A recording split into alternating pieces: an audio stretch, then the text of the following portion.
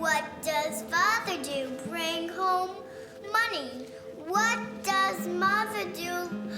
Lay out the money. What do children do?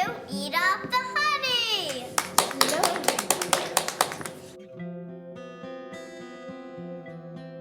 Episode 4 is entitled, What Does the Bee Do? The title refers to a poem that Emily, Margaret's daughter, reads at the breakfast table. And it's essentially, what are the various duties of the man of the house and who does what in the household. And that idea is explored through Nucky's story and through Chalky White and what he does for his family to put food on the table.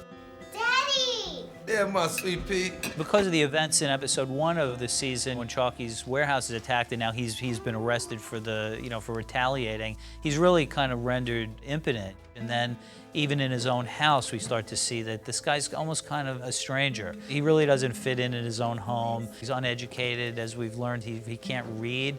His kids are really educated, and they sort of almost make fun of him. It's the catch-22 of being a up-from-the-bootstraps person. You know, you, of course, aspire to give your family more than you had, and then when they get exposed to all these things that you never were, you suddenly have less in common with them. So, you know, Chalky has raised a son who, you know, is very well educated and polished and plays the piano. You know, that's the type of kid that Chalky would have robbed when he was a teenager. And yet, that's his son who he loves, and that's what he wants for him, but yet that very thing is what estranges them from each other now. That's it. One last bite. Louis, dear, you need nourishment. At the ending of episode 4, Jillian is nursing the Commodore who has suffered a stroke, and in so doing, fueled by alcohol and some painful reminiscences, ends up slapping the shit out of him.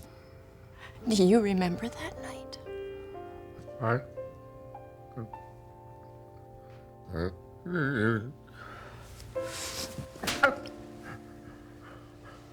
I asked you a question. This is probably something that she's wanted to do forever and been powerless to, because the Commodore obviously is a big, formidable person physically and emotionally.